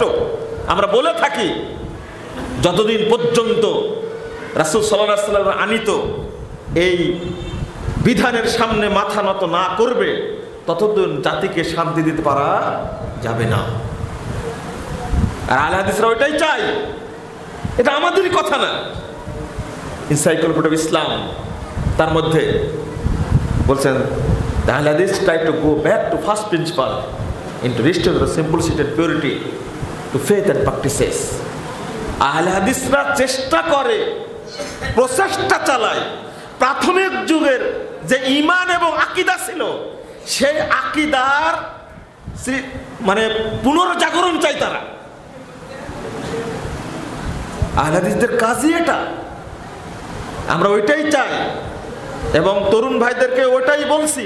যদিও আজকে আমাদের সালাফি আকীদার ভাইয়েরা, আহলে হাদিস আকীদার ভাইয়েরা সারা দেশে নির্যাতিত হচ্ছে, তবে তাদেরকে বলি তোমরা অপেক্ষায় থাকো, ধৈর্য ধারণ করো, আগামী দিনে ইনশাআল্লাহ বাংলাদেশে তোমাদেরই বিজয় হবে ইনশাআল্লাহ, এতে কোনো সন্দেহ নাই। বিজয় তোমরা পাবাই, খালি দাওয়াতটা অব্যাহত রাখো তোমরা। এই দাওয়াতের ক্ষেত্রে প্রথম নসিহত যেটা করব, 1 নম্বর, সেটা ফা'লাম আন্নাহু লা ইলাহা ইল্লাল্লাহ। 1 নম্বর, যেটা দরকার সেটা তাওহীদের জ্ঞান অর্জন। তাওহীদ সম্পর্কে একটু পড়াশোনা করতে হবে। আমি দায়ীদেরকেও বলি যে আপনারা যারা দাওয়াত দিচ্ছেন তারা, যেটা না হলে চলবে না, পথভ্রষ্ট হব, সেটা হলো মানহাজুস সালাফ। আপনি কথা বলেন অবশ্যই সালাফদের মানহাজের আলোকে বলেন। আপনি নিজের মতো করে কুরআন এবং হাদিসের অনুবাদ করবেন না। আর যারা তরুণ দায়ী সমাজের যুবক ভাইরা, তাদেরকে বলি যে অবশ্যই বেশি বেশি তাওহীদ সম্পর্কে পড়াশোনা করে দাওয়াতি কার্যক্রম চালাতে হবে। আকীদা সম্পর্কে জেনে দাওয়াতি কার্যক্রম চালাতে হবে। 2, মানহাজ সম্পর্কে জেনে দাওয়াতি কাজ করতে হবে। মানহাজ না জানলে দাওয়াতি কাজ করা যাবে না। অর্থাৎ এখানে বলেনি, আগে মানহাজটা পরিষ্কার করতে হবে যে আমি আসলে সিরাতে মুস্তাকিমের যাত্রী কিনা, আমি জান্নাতি পথের যাত্রী কিনা। কথা বুঝাতে পারলাম? রাসূল সাল্লাল্লাহু আলাইহি ওয়াসাল্লাম এই মানহাজটা পরিষ্কার করার জন্যই এত উদাহরণ দিয়েছেন। মানহাজ মানে প্রশস্ত পথ, অর্থাৎ সিরাতে কি? সিরাতে মুস্তাকিম। মনে থাকবে? সিরাতে মুস্তাকিম। আর আল্লাহর কাছে আমরা কি চাই? ইহদিনাস সিরাতাল মুস্তাকিম। যে আলেম, যে বক্তা, যে খতিব, যে ইমাম, যে উস্তাদ, যে লেখক, যে মানে পণ্ডিত মুনিশি, অর্থাৎ সালাফি মানহাজের না, সহি মানহাজের না, তাদের আলোচনা শোনা, খুতবা শোনা, বক্তব্য শোনা, লেখনী পড়া, তাদের সাথে চলা ঠিক নয়। এটা হলো, যদি কেউ চলে, এটা হলো কিয়ামতের আলামত। নাউজুবিল্লাহ, মানে ধ্বংসের লক্ষণ। আজকে সহি আকীদার লোকের সংখ্যা বাড়ছে, কিন্তু সালাফি মানহাজের লোকের সংখ্যা কমছে। অনেকের মধ্যে সহি আকীদা আছে কিন্তু মানহাজ সালাফের না। এটা আমি আগে থেকে বলে আসছি, আজকে শুধু ইঙ্গিত দিলাম, আজকে ব্যাখ্যা দিব না, বক্তব্য শুনে নেবেন। অতএব তরুণ ভাইরা, আজকে মানে কার সম্পর্কে কি মন্তব্য করতে হবে সেটাই জানছে না। ফেসবুকের কারণে আর কি বলে যে ইন্টারনেটের কারণে কার সম্পর্কে কি বলবো আমি সেটাই জানি না। কেউ আমুল সম্পর্কে খুব ভালো বললো, তাই মনে করলাম যে এই লোকটা মনে হয় সহি আকীদার। না, আমুল খুব ভালো কিন্তু খারেজি আকীদা। আর আরেকজনের আকীদা খুব ভালো কিন্তু রাজনীতিক আকীদা হলো শিয়া আকীদা। নাউজুবিল্লাহ, আস্তাগফিরুল্লাহ। অতএব মানহাজ সম্পর্কে বক্তব্য বেশি বেশি শুনতে হবে এবং দায়ীদের বলবো আপনারা বেশি বেশি মানহাজের আলোচনা করুন, আকীদার আলোচনা করুন, তাওহীদের আলোচনা করুন। আর আরেকটা জিনিস আমি বলবো দায়ীদের উদ্দেশ্যে, যারা বিশেষ করে বাংলাদেশের কথা বলবো, খুব কষ্ট লাগে, যেহেতু আমরা বাংলাদেশেরই পড়াশোনা করা, আমরাও জানি না আকীদা সম্পর্কে, আমরাও জানি না তাওহীদ সম্পর্কে, আমরাও জানি না। আর একটা হলো উসুল, উসুলুদ দ্বীন, উসুলুল ফিকহ, উসুলুল হাদিস, এই সম্পর্কে আমাদের জ্ঞান নাই। এই তিনটার ঘাটতি থাকার কারণে আমরা দাওয়াতি কাজে গিয়ে সব কি খিচুড়ি পাকিয়ে দিচ্ছি। খিচুড়ি বুঝেন তো আপনি? মানে এক একজন আলেম হয়ে গেছে জিরার মতো। জিরা চেনেন? জিরা মানে কি সব তরকারিতেই চলে, তাই না? আলু, গোল আলু বললে ভাষাটা খারাপ হয়, জিরার কথা বললাম না। সব পরিবেশে চলে। বেড়াইতে আসলে সুন্দর একটা বক্তব্য দেয়, কিন্তু বরিশালে গেলে বক্তব্য উল্টা যায়। বুঝেছেন কথা? কেন? এটা গোল আলু তো সব জায়গায় চলে না। তাদেরকে চিনতে হবে, একটু ভাবতে হবে। অতএব তিনটা জিনিস বললাম। কি কি? এক নম্বর মানহাজ, 2 নম্বর কি? আগে আকীদার বক্তব্য দিতাম, এই 10-15 বছর আগের কথা বলছি। তখন বক্তব্য শুনে মানুষ বলতে যে আগে শুনতাম যে আকিকা 7 দিনে দেওয়া লাগে, তারপরে নাম রাখা লাগে, 1টা বা 2টা ছাগল লাগে। আজকে কি আকিকার বক্তব্য দিল, এগুলো কিছুই বললো না। আসলে বক্তব্য দিছে কি বিষয়ে? আকিদার বিষয়ে। ও মনে করেছে কি, মুসল্লিরা মনে করেছে কি আকিকা। আজকে যখন মানহাজ সম্পর্কে বলছি তখন আপনারা বলছেন যে আমরা তো মাযহাব মানি না, এই নিয়ে আলোচনা করার কি দরকার। আরে আমি মাযহাব বলিনি তো, কি বললাম? মানহাজ। আলহামদুলিল্লাহ, আগেরটা যখন, এখন আকিদা যেমন বুঝেছে মানুষ, আলহামদুলিল্লাহ, আমি আশা করি আগামী দিনে মানুষ মানহাজটাও বুঝবে ইনশাআল্লাহ। একজন হলেও তার কাছে বলবো, একজন হলেও বলবো মানহাজটা বুঝেন। আমার আলোচনা আছে, নেটে সার্চ দিলে আপনারা পাবেন, লেখনীয় আছে, এগুলো বলবো না। 3 নম্বর বললাম উসুলের বিষয়ে। আমি ছাত্রদের বলি যে তোমরা এই বিষয়গুলো যদি জ্ঞান অর্জন না করো তাহলে লেখো না, বক্তব্য দিও না। তুমি মানহাজুস সালাফ সম্পর্কে জানো, তুমি বক্তব্য দিও না, দয়া করে তুমি কথা বলো না, মুখটা বন্ধ রাখো, না হলে তোমার মুখ থেকে যা বের হবে সেটাই শরীয়ত বিরোধী হয়ে যাবে। তা করার দরকার নাই। এবার এই ভাইদের উদ্দেশ্যে বলবো, দাওয়াতি কাজের জন্য যে এলেমটা লাগবে, প্রজ্ঞা বলেছি না, শুরুতে বলেছি কি প্রজ্ঞাটা, আমি শেষ করে দিচ্ছি। উদু ইলা রাব্বিক, উদু ইলা সাবিলি রাব্বিক বিল হিকমা। যেটা হিকমাটা কি আসলে, এই প্রজ্ঞাটা অর্জন করতে হবে যে আমি দাওয়াতটা পেশ করব কি করে, বা যাদেরকে দাওয়াত দিচ্ছি তারা খেতে পারবে কিনা, অর্থাৎ ধারণ করতে পারবে কিনা। কথা বুঝতে পারছেন? এইটা বুঝার জন্য আসলে নিজের কৌশল দরকার আছে, নিজের প্রজ্ঞা দরকার আছে, যে আমি কিভাবে উপস্থাপন করব। এক একজনের কাছে এক এক রকম ভাবে কি করতে হয়, উপস্থাপন করতে হয়। মুহাম্মদ রাসূলুল্লাহ সাল্লাল্লাহু আলাইহি সাল্লাম এটাই করেছেন। একজন ব্যক্তি দেখেন, 537 নম্বর হাদিস, সহিহ মুসলিম খুলেন।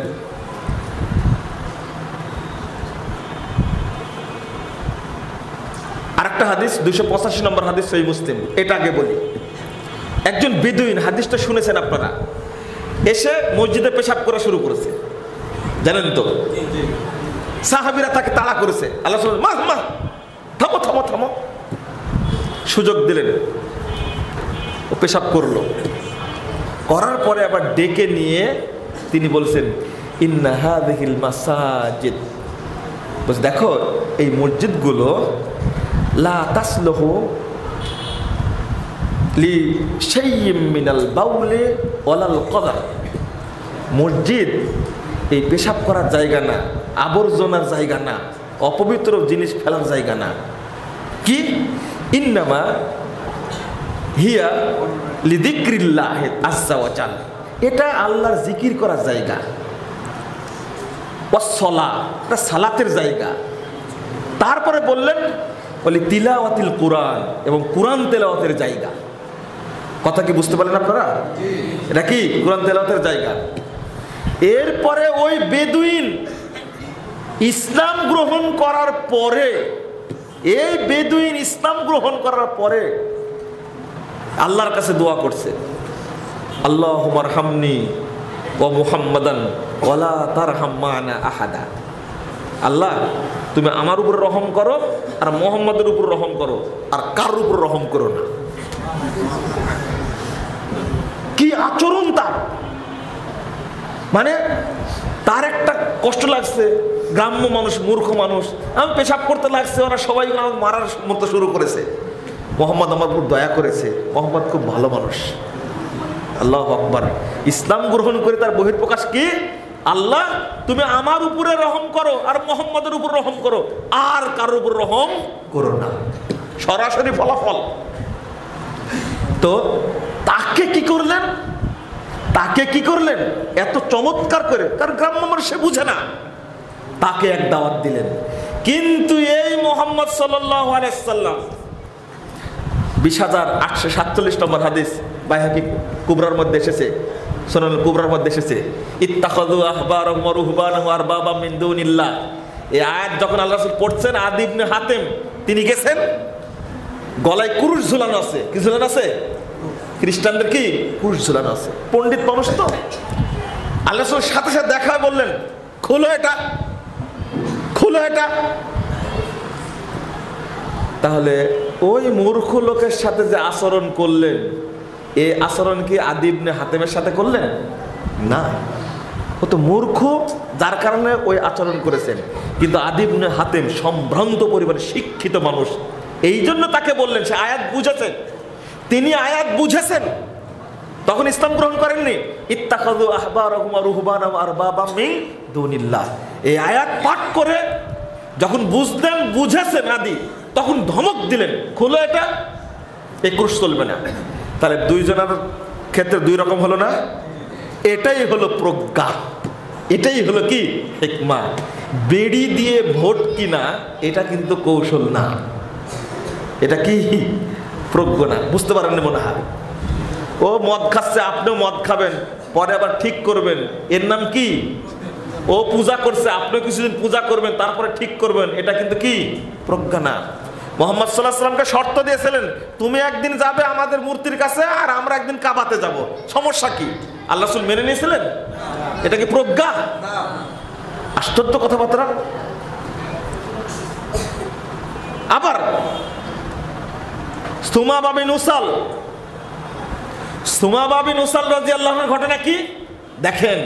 প্রজ্ঞা কাকে বলে? বেঁধে রাখছেন 3 দিন, সহিহ বুখারী লম্বা হাদিস, 3 দিন বেঁধে রাখছেন। একজন গোত্র প্রধান ধনী মানুষ নিয়ে আসছে। এবার প্রথম দিন যখন বললেন কি সুমামা কি খবর, তখন তিনি উত্তর দিলেন, যদি ছেড়ে দাও তাহলে কৃতজ্ঞ হব, আর যদি হত্যা করো বদলা নেওয়া হবে। কিছু বললেন না। পরের দিন একই কথা বললেন, পরের দিন একই কথা বললেন। এবার বিজ্ঞ মানুষ সুমামা বিন উসাল রাদিয়াল্লাহু আনহু তখন ইসলাম গ্রহণ করেনি। এই 3 দিনের কথা, কড়া কথা শোনার পরে আল্লাহ রাসূল বললেন সুমামাকে ছেড়ে দাও, ছেড়ে দিলেন। ছেড়ে দেওয়ার পরে সুমামা রাদিয়াল্লাহু আনহু বলছেন, আল্লাহু আকবার, আমাকে তোমরা মানে পুকুর দেখা দাও, আমি গোসল করব। দেখা দেওয়া হলো, গোসল করে আল্লাহ রাসূলের কাছে এসে বলছেন, হে রাসূল, আপনি পৃথিবীতে আমার কাছে সবচেয়ে নিকৃষ্ট মানুষ ছিলেন, আজকে আপনি হলেন পৃথিবীর সর্ব উৎকৃষ্ট মানুষ। ইসলাম গ্রহণ করে নিলেন।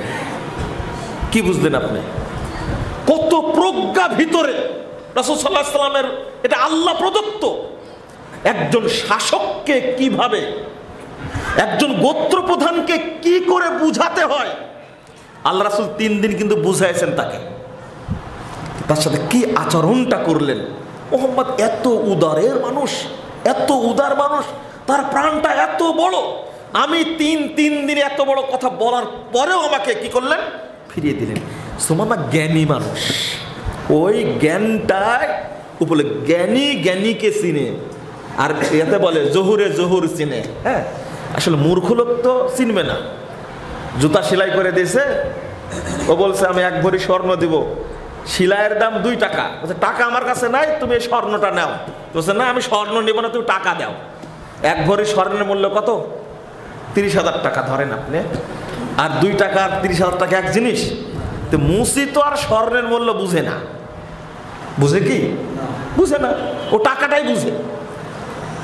তো জ্ঞানী জ্ঞানীকে বুঝে। আল্লাহ রাসূল সাল্লাল্লাহু আলাইহি ওয়াসাল্লাম বললেন ছেড়ে দাও সুমামাকে। এবার সুমামা রাদিয়াল্লাহু আনহার ভূমিকাটা কি হলো দেখেন। আল্লাহু আকবার, আশ্চর্য। সেই সুমামা রাদিয়াল্লাহু আনহা ফিরে গেলেন যখন, তখন তার গোত্রের সব লোক তাকে এসেছে স্বাগত জানানোর জন্য। এসে বলছেন, স্বাগত জানানোর জন্য এসে বলছেন যে তুমি এসেছো, তোমাকে অভিনন্দন। তখন সুমামা রাদিয়াল্লাহু আনহা বলছেন যে না, আমি মুহাম্মদের দ্বীন গ্রহণ করেছি। তখন বলতে সহতা, ও তুমি বিধর্মী হয়ে গেছো, তুমি বিধর্মী হয়ে এসেছো আমার কাছে। সুমামা রাদিয়াল্লাহু আনহার বাক্যটা চিরদিন থাকবে। তিনি বললেন লা বাল আসলামতু, আগেই বিধর্মী ছিলাম, এখনই ধর্ম গ্রহণ করেছি। আল আসলামতু। শুনে রাখো, মুহাম্মদের অনুমতি ছাড়া এই সাইড দিয়ে একটা গমের দানাও আমি অতিক্রম করতে দেব না। যেতে পারবে না, মদিনায় যেতে পারবে না, অর্থাৎ সিরিয়ায় যেতে পারবে না মক্কার লোকেরা। মক্কা থেকে যেতে হবে সিরিয়ায়, কোন দিকে? এদিকে। অর্থাৎ এই পথ দিয়ে যেতে হলে আমাকে অতিক্রম করে যেতে হবে। এক গমের একটা দানাও আমি সুমামা বললাম এই কুরাইশদেরকে একটাও সিরিয়া থেকে নিয়ে আমি ঢুকাতে দেব না মক্কায় আমি। এটা মনে রেখে তোমরা। একটু আচরণের কারণে কত বড় ফল পাওয়া গেল, চিন্তা করতে পেরেছেন আপনি? ভাবতে পেরেছেন? অতএব আমাদের ওই প্রজ্ঞা নিয়ে দাওয়াতি কাজ করতে হবে। কি চমৎকার! রোম সম্রাটের কাছে, সহিহ বুখারীর হাদিস 7 নম্বর হাদিসটা খুলুন না। রোম সম্রাটের কাছে কথা বললেন। আবু সুফিয়ান তখন মুশরিক কাফের, তখন তাকে বুঝালেন। তার সাথে যারা ছিলেন শুধু রোম সম্রাটকে বললেন এটা। দেখা গেল আবু সুফিয়ানের কথা, সেই দিন আবু সুফিয়ান একটাও মিথ্যা কথা বলে, সব সত্য কথা বলেছে, সব সত্য কথা বলেছে। এবার আবু সুফিয়ান বলছেন, রোম সম্রাট আবু সুফিয়ানকে বলছেন, আবু সুফিয়ান ওয়াইন কান হাক্কান মা তাকুল, তুমি যেটা বললে সেটাই যদি সঠিক হয়, শুনো, তুমি যেটা বললে সেটাই যদি সঠিক হয়, অর্থাৎ মুহাম্মদ সাল্লাল্লাহু আলাইহি সাল্লামের লোকেরা খুব দরিদ্র, আর তার দিন যারা গ্রহণ করে তারা কেউ ফিরে আসে না। 9টা বিষয় বলেছিলেন, কোন হাদিসে 6টা বিষয় আসছে। তোমার কথাই যদি সঠিক হয়, আরে তুমি তো মক্কা নিয়ে ভাবছো, আমি ভাবছি ফাসায়ামলিকু মা তাহতা কদামাইয়া, আরে আমি যে সিংহাসনের উপরে বসে আছি অচিরেই মুহাম্মদ সেই সিংহাসনে বসবে। তোমার কথাই যদি সঠিক হয়, আবু সুফিয়ান তোমার দুঃখ কত, তোমার কপাল পোড়া, ভাবটা এইরকম।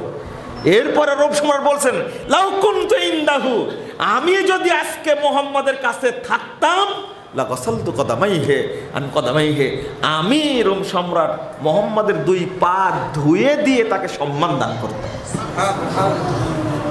আপনি দাওয়াত দিবেন, রোম সম্রাট পর্যন্ত আল্লাহর নবীর আদর্শে অভিভূত হয়ে গেছে। আপনাকে ওই প্রেক্ষাপট নিয়ে আসতে হবে, দাওয়াত দিতে হবে।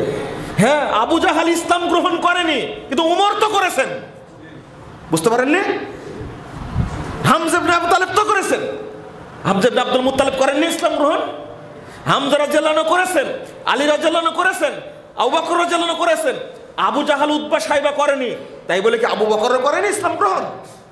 আপনি দাওয়াতে কাজ করুন, ওই ক্যাটাগরির লোক কি আপনি পাবেন না? অবশ্যই পাবেন। আসলে যারা রাষ্ট্র চালাচ্ছে, বিভিন্ন সেক্টর চালাচ্ছে, তাদেরকে দাওয়াত দেওয়ার যোগ্যতাটাই আলেমদের নাই।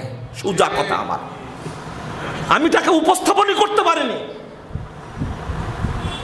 যুগে যুগে শাসকরা ইসলাম গ্রহণ করেছে, ইসলামের খেদমত করেছে, কিন্তু আমরা তো বুঝাতেই পারছি না। বন্ধুরা আমার, কথা লম্বা হয়ে যাচ্ছে। এইটা হলো প্রজ্ঞা। আর আপনি ইসলামের ধারণে নাই, বুঝান মানুষকে। আল্লাহ বলেছেন, ইকরা বিসমি রাব্বিকাল্লাযী খালাক, তুমি পড়ো তোমার রবের নামে যিনি সৃষ্টি করেছেন। সব পড়ছে কি? নাস্তিকরা সব পড়ছে অন্যান্য, কত অভিজ্ঞ, কিন্তু রব সম্পর্কে কেউ জানে না। কিন্তু তারা মসজিদেও আসে, মসজিদে এসে বলে কি, ইমামের উপরে দিয়ে ভর বিসমিল্লাহে আল্লাহু আকবার, মারি দিল একটা। তুমি এত বড় আইনজীবী, তুমি এত বড় সাংবাদিক, এত বড় বিসিএস ক্যাডার, বিসিএস এ ফার্স্ট হয়েছে, চিন্তা করতে পারছেন কত পড়া লাগছে তাকে? সব জ্ঞান রাখে, বাংলাদেশ সংবিধানের কোন পৃষ্ঠায়, কোন লাইনে, কোন অধ্যায়ে, কোন অনুচ্ছেদে, কোন প্যারায় কোন কথা লেখা আছে ও মুখস্থ বলে দিতে পারে। কিন্তু কোরআনের একটা আয়াতের মুখস্থ নাই, ও বোম মারলে বের হবে না। আপনি বেঁচে যাবেন? বলছে আমি কিছু জানতাম না, হুজুর যা বলেছে তাই মানছি। আল্লাহ শুনবে এটা? খালি মরে দেখো আগে। যত দুর্নীতিবাজ তৈরি হচ্ছে কারা, কিভাবে কিভাবে তৈরি হয়? আর আলেমদের দুর্নামটা কেন হচ্ছে? আলেমদের দুর্নামটা কেন হচ্ছে? টুপিওয়ালাদের দুর্নাম কেন হচ্ছে? ভিক্ষা করে নাকি টুপিওয়ালারা? মাদ্রাসা পড়ে ভিক্ষা করে শিখে। মাদ্রাসায় ভিক্ষা করে কোন ছেলেটা? তোমার ওই ছেলেটাই ভিক্ষা করে। ওই 3 নম্বর শ্রেণীর ছেলে সবচেয়ে বদ ছিল, ওকেই তুই মাদ্রাসায় পাঠাইছিলে, ওই জন্য ও ভিক্ষা করে বেড়াচ্ছে। ভালো সবচেয়ে ব্রেনি ছেলে, দেখতে সুন্দর, ওকে ডাক্তার বানাইছো। তার চেয়ে ভালো সুন্দর যেটা, ওকে ইঞ্জিনিয়ার বানাইছো। আর যে বদের হাড্ডি, ওকে হেফজোখানে রেখে আসছো, হেফজো করেনি, টুপি মাথাতে ভিক্ষা করে বেড়াচ্ছে। তুমি তো বদনাম করেছো। তো ওই ভালো ছেলেটাকে পড়াও মাদ্রাসায়, ভালো ছেলেটাকে তুমি মাদ্রাসায় দাও, ও জীবনে ভিক্ষা করবে না। তুমি 3 নম্বর শ্রেণীর ছেলেটাকে নিয়ে যাচ্ছ কেন? বন্ধুরা আমার, এটাও মানুষের কাছে তুলে ধরতে, জাতির কাছে তুলে ধরতে হবে। কে দাবি করতে পারবে আমি সবচেয়ে ভালো মেধাবী ব্রেনি ভালো ছেলেটাকে আমি মাদ্রাসায় পড়াচ্ছি, হেফজ করাইছি? কে দাবি করতে পারবে এটা? আমরা চিনি না আলেমদেরকে, যারা ভিক্ষা করে খায় তারা চিনি না। একদিকে টুপি মাথায় দিয়ে তোমরা বদনাম করছো। মুজাফফর বিন মুহসিন আলহামদুলিল্লাহ, বাপের বড় সন্তান, 3 ভাই 3 বোন। আমার বাপ কষ্ট করে 6 জনকে মাদ্রাসায় পড়াইছে। মুজাফফর ভিক্ষা করে না। মনির আমার মেজোটা, ও ভিক্ষা করে না। মুকাররমকে তো সবাই চিনেন আপনারা, বেরাইদের মানুষ। ও ভিক্ষা করে আপনাদের কাছে? ভিক্ষা আল্লাহ দেওয়ার সুযোগ দিয়েছে, মরা পর্যন্ত দিয়ে যাবেন ইনশাআল্লাহ। বরং যারা মাদ্রাসায় পড়েছে, প্রকৃত অন্তর দিয়ে পড়াইছে, যে সমস্ত পিতামাতা, তাদের পিতামাতাকে আল্লাহ রাব্বুল আলামিন নিজের পক্ষ থেকে রহমত দান করেছে, তাদের ভিক্ষা করা লাগে না। বরং ভিক্ষা তো তোমরাই করো। তোমরা টুপি মাথা দিয়ে ভিক্ষা করো, আবার সরকারি পোশাক পরে ভিক্ষা করো। তোমরা কিভাবে ভিক্ষা করো আমরা জানি না। একটা ভুটভুটি চালক, সে যাচ্ছে, তাকে আটকা রেখে তুমি 2 টাকা নাও তার কাছ থেকে। একটা বাস চালক, ট্রাকের চালক, পিকআপ চালক কয় টাকা ভাড়া পায়? তুমি রাস্তায় দাঁড়িয়ে রাতের গভীরে তার কাছ থেকে ভিক্ষা নাও। তোমার লজ্জা লাগে না? শরম লাগে না? বেহায়া কোথাকার! ইসলামের বদনাম করো কেন? কত মানুষ জেনা ব্যবসার সাথে জড়িত, তার নিয়ে কোনো বদনাম নাই। কিন্তু টুপিওয়ালা দুষ্টু লোকটা একটু খারাপ কাজ করলে সবচেয়ে কি বদনাম হয়। আসলে সাদা পোশাকে একটু ময়লা লাগলে কি দেখা যায়, এটাই হলো বাস্তব কথা। কিন্তু মানুষকে আমরা বুঝাতে পারিনি এখন পর্যন্ত। ভালো ছেলেটাকে মাদ্রাসায় দেন, দেখেন ভালোই হবে। এখন ঢাকা ইউনিভার্সিটিতে ফার্স্ট হচ্ছে মাদ্রাসা পড়া ছেলে। কেন? থামো, আগামী দিনে কি হয় শুধু দেখো। যতই চাপা দাও না কেন, ততই বিস্ফোরিত হবে ইনশাআল্লাহ। ইসলাম মানুষের দোরগোড়ায় পৌঁছে যাবে ইনশাআল্লাহ। এবং তরুণ ভাইদেরকে আমি কৌশলে দাওয়াত দেওয়ার জন্য, ধৈর্য ধারণ করার জন্য আমি বিনীত অনুরোধ জানাচ্ছি।